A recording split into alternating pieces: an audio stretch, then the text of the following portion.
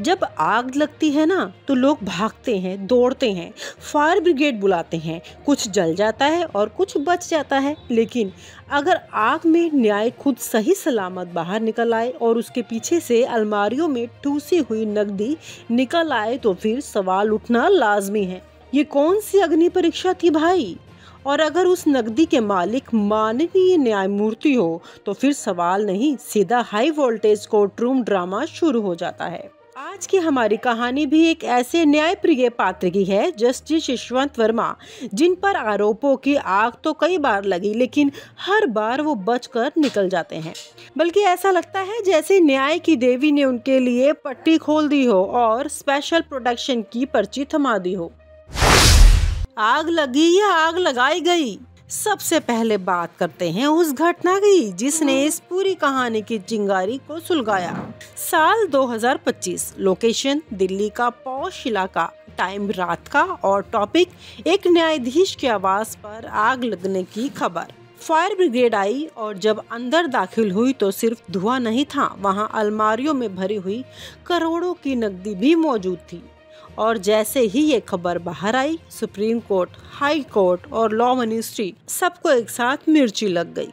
सवाल ये नहीं था कि आग क्यों लगी, सवाल ये था कि इतनी नकदी एक जज के घर में क्यों थी। लेकिन मजेदार बात तो ये थी कि ना उस वक्त एफआईआर दर्ज हुई, ना कोई प्रेस कॉन्फ्रेंस हुई, ना सीबीआई, ना ईडी, जैसे किसी ने सबको कहा हो शांत रहो, मामला घर का है। अब आते हैं इस कहानी के सबसे रोमांचक हिस्से पर। वर्मा जी के खिलाफ हर अपील क्यों खारिज की गई। आरटीआई से लेकर पीआईएल तक, सुप्रीम कोर्ट के मेंशन से लेकर सोशल मीडिया पर ट्रेंड तक, लॉ स्टूडेंट्स की याचिकाओं से लेकर बाल काउंसिल की चुप्पी तक, हर चीज को मानो ताश के पत्तों की तरह उड़ा दिया हो। कभी सबूतों की कमी बताई गई, कभी कोर्ट की गरिमा का हवाला दिया गया और कभी याचिकाकर्ताओं की नीयत पर भी सवाल उठा दिए गए। मतलब वर्मा जी पर केस डालना वैसा ही है जैसे आग में पानी फेंकना, भाप बनकर उड़ जाएगा लेकिन जलेगा कुछ नहीं। अब आते हैं असली सवाल पर। आखिर कौन है जो हर बार जस्टिस यशवंत वर्मा को बचा लेता है? क्या ये लॉबी है, क्या ये जुडिशियल नेक्सस है, या फिर रिटायरमेंट बेनिफिट पॉलिटिक्स? सूत्रों की माने तो वर्मा जी कई सालों तक केंद्रीय मंत्रालय में सुप्रीम कोर्ट के चुनिंदा चेहरों के राजनीतिक और पारिवारिक परिचय का हिस्सा रहे हैं। रिटायरमेंट के बाद ट्रिब्यूनल में पोस्टिंग, एनएचआरसी, लॉ कमीशन या पीएसयू बोर्ड का सदस्य बनना, ये सारी संभावनाएं जजों के सामने रहती हैं और जो सिस्टम के अनुसार चलता है उसका भविष्य उज्जवल रहता है। वर्मा जी तो जैसे शोकेस आइडेंटिटी बन गए हैं, ना तो उनका ट्रांसफर, ना उनका निलंबन और ना उनके खिलाफ कोई इंक्वायरी। वर्मा जी का न्यायिक इतिहास विवादों से घिरा। वर्मा जी के करियर को अगर आप गहराई से देखें तो आपको कुछ चीजें बहुत कंसिस्टेंट मिलेगी। कंट्रोवर्शियल बेल ऑर्डर्स और कई बार उन्होंने ऐसे आरोपियों को जमानत दी जिनकी पृष्ठभूमि पर कोर्ट में तीखी बहस हो चुकी थी। सेंसिटिव एक्टिविटीज, कुछ मामलों में वो जुडिशियल एक्टिविटीज बन जाते हैं, लेकिन जहां सिस्टम पर सवाल उठता है वहां एकदम लॉ इज लॉ वाला रवैया। सेंसिटिव मैटर में साइलेंट भ्रष्टाचार, अफसरशाही और लाबीवाद जैसे जुड़े कई मामलों पर सुनवाई करते हुए उनके फैसले टाल दिए या रिजर्व कर दिए और फिर वो फाइलों में गुम हो गए। क्यों गिर रही है हर अपील? हर अपील वर्मा जी के खिलाफ फेल क्यों हो रही है? इसका जवाब छुपा है भारत की न्यायपालिका उस इनबिल्ट इम्यूनिटी में जो जजों को बचाती है, ना कि पूछती है। जजों के खिलाफ जांच के लिए प्रेसिडेंट की अनुमति चाहिए। न्यायिक प्रक्रिया को चैलेंजिंग द इंस्टीट्यूशन मान लिया जाता है और सबसे बड़ा हथियार कॉन्टेम्प्ट ऑफ कोर्ट। मतलब अगर आप सवाल पूछे तो आप कोर्ट की गरिमा गिरा रहे हैं, तो कैसे होगा सच सामने? कैसे मिलेगा उस आग में जलती हुई सच्चाई का जवाब? मीडिया की चुप्पी और टीआरपी की मुंहफेरी। अब जरा मीडिया की बात कर लें। जिस दिन आग लगी थी और नकदी मिली थी उस दिन 1-2 पोर्टल ने खबर दी थी, लेकिन अगली सुबह वो खबर ही गायब हो गई। मेन स्ट्रीम टीवी चैनल्स मौन व्रत में चले गए। डिबेट्स में वर्मा जी का नाम तक नहीं लिया गया। क्यों, आखिर क्यों? क्योंकि जजों के खिलाफ खबरें दिखाना सिस्टम में टांग अड़ाना माना जाता है और फिर टीवी चैनल्स को मिनिस्ट्री से मिलने वाला विज्ञापन भी बंद हो सकता है। कॉलेजियम की चुप्पी, क्या ये भी लॉबी का हिस्सा है? जब जजों की नियुक्ति, तबादला, प्रमोशन सब कुछ कॉलेजियम के साथ में है तो सवाल तो उठना है, क्या कॉलेजियम ने वर्मा जी के खिलाफ कभी इंटरनली कुछ कहा? जवाब है नहीं, बल्कि वर्मा जी को अहम बैचों पर बिठाया गया। उन्हें ऐसे मामलों की सुनवाई दी गई जो संवेदनशील माने जाते हैं। मतलब इनाम तो मिल रहा है, सजा तो दूर, कहीं दूर दूर तक नहीं दिख रही।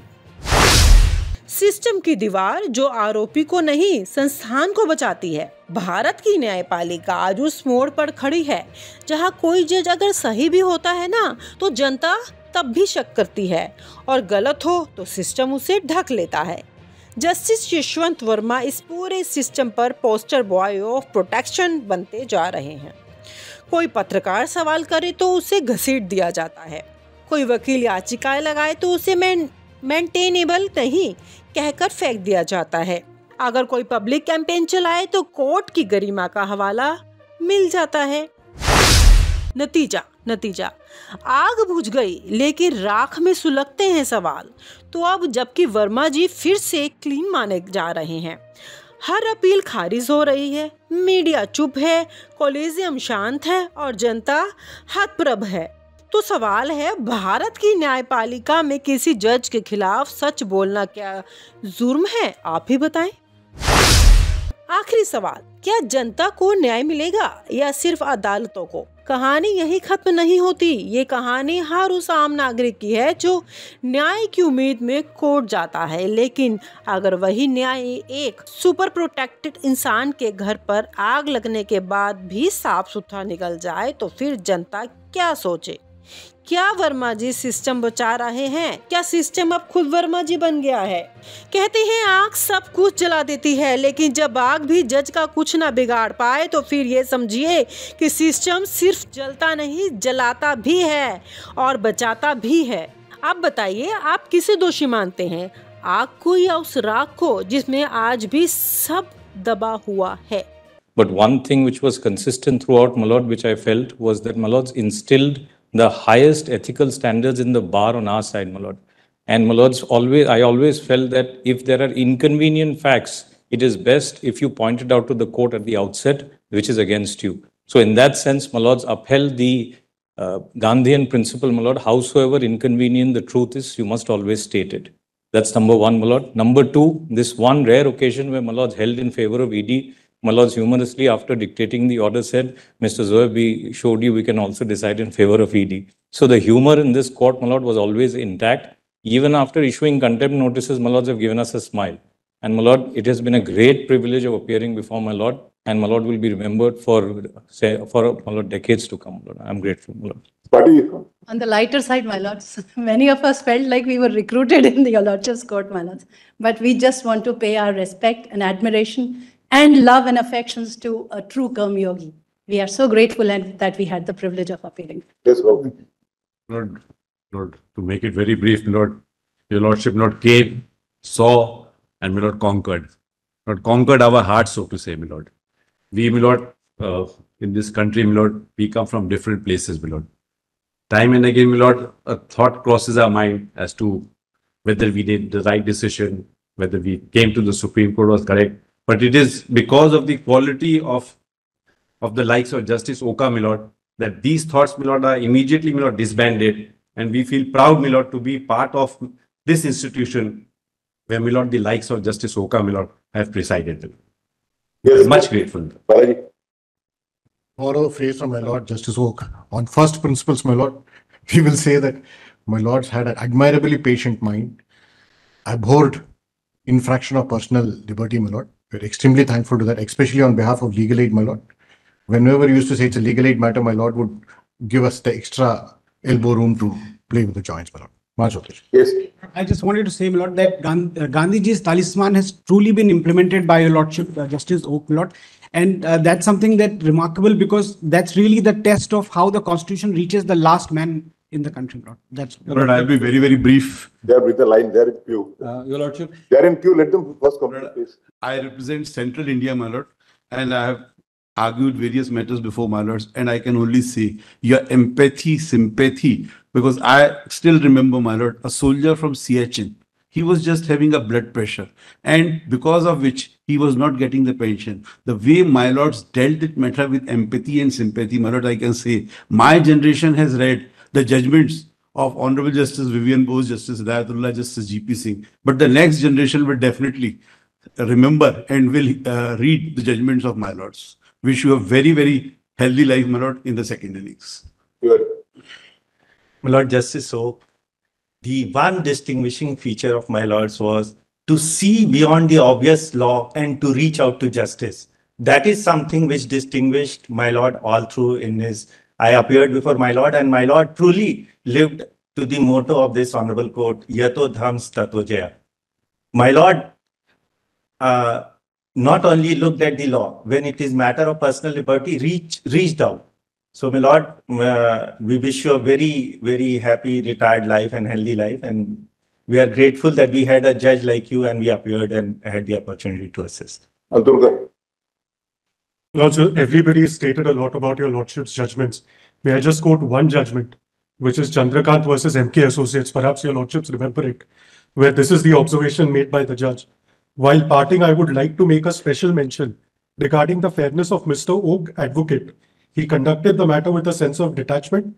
In his own inimitable style, he did the wonderful act of balancing his duty to his client and as an officer of the court concerned in the administration of justice. The code which obligates the advocate to disregard the instructions if they conflict with his duty to the court is not a code of law, it is a code of honor. Your Lordships have upheld this code. It's no wonder that your Lordships expected the same of us. Your Lordships have laid down this standard which we can only try to match. And my Lords, we say this routinely when we conclude our arguments, but let us mean it today when we say we're obliged. Just 3 sentences, Your Lordships. Your Lordships was a textbook example as to how a judge should be. Your Lordships, the way Your Lordships have streamlined many of the reforms in the subordinate judiciary are really praiseworthy. Your Lordships, it was our honor to appear before Your Lordships during your tenure here, and we wish you all the best. While endorsing the views of my learned colleagues, I congratulate Honorable Justice Oak for maintaining public confidence by way of your devotion and dedication to the work. Your Lordship was one of those judges who were not rising for lunch even, because there was a lot of work. So I congratulate him. I express my best wishes. All the best to your Lordship. So Dinesh, last one. Yes, my Lords. Unfortunately, finish your work and came here. Yes, my Lords. Unfortunately, the retirement age is 65, my Lords. And for some judges, for some judges, it should not be 65, my Lords. And given an opportunity, everybody in this courtroom wanted to speak, my Lords, and the silence speaks volumes. And we love you and we miss you, my Lords. Yes, Mr. Odil, last word.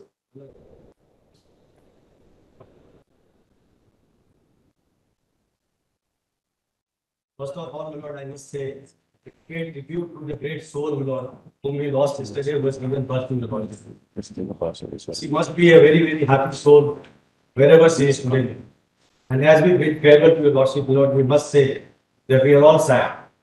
We are all sad at one court where all juniors would feel so relaxed to appear. My record, of course, has been 100%, Lord, and so would be many persons, Lord. Whether for the petitioner or respondent, Lord, the Lordship has been equal to everyone. And justice has been the only criteria for your Lordship, Lord. I wish your Lordship a very, very happy, healthy, and a satisfactory retired life. Whenever your Lordship will be remembered for all time to come. So great.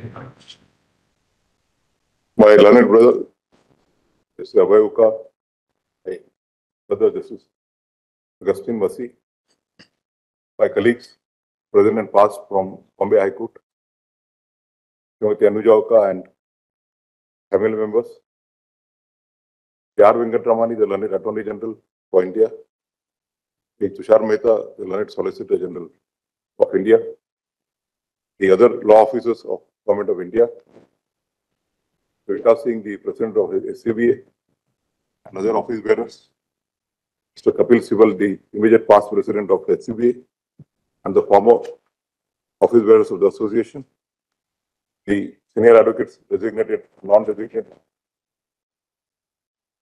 It is a difficult task to speak at the retirement of someone like Justice Oka, who has been a friend of me for the last more than 40 years.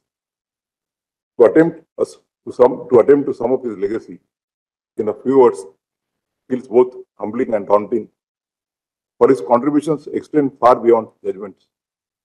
They reflect a deep dedication to the Constitution, to fairness, and to the people of this country. My association with Justice Oka dates back to the time we were lawyers in 1985. Later, we were both elevated to the bench of the Bombay High Court in the same year, 2003. Thereafter, in 2019, he went to Karnataka. I came here, and after some time, he also joined us in the Supreme Court. For the early days, till now, our journey has been marked by collegiality, shared commitment, and mutual respect. Over the years, I have known him not just as an outstanding judge, but also as an extraordinary and supportive colleague, trusted friend, and above all, an exemplary human being. Justice Oka's contribution to Indian jurisprudence is widely acknowledged. Over the years, his judgments have shaped and strengthened the legal landscape of our country, whether it was in the domain of environmental protection, ensuring that development does not come at the cost of ecological balance, in holding government accountable to the people they serve, in safeguarding the freedom of expression, even when the voices were inconvenient or unpopular, or in upholding the dignity of labor and the rights of the most marginalized. Justice Oka's decisions have consistently reaffirmed the core values enshrined in our Constitution. But what makes Justice Oka's presence in the courtroom remarkable is not only his judicial acumen, but his ability to also don the role of a teacher. In many ways, he has been a professor of law and ethics within the courtrooms. He constantly reminded members of the bar that a lawyer is first and foremost an officer of the court and only thereafter a representative of the client. और आप हमसे जुड़े रहने के लिए subscribe करें YouTube पर, follow करें Twitter पर और लाइक करें Facebook पर। और ज्यादा जानकारी के लिए आपको टाइप करना होगा सिर्फ न्यूज़ नशा।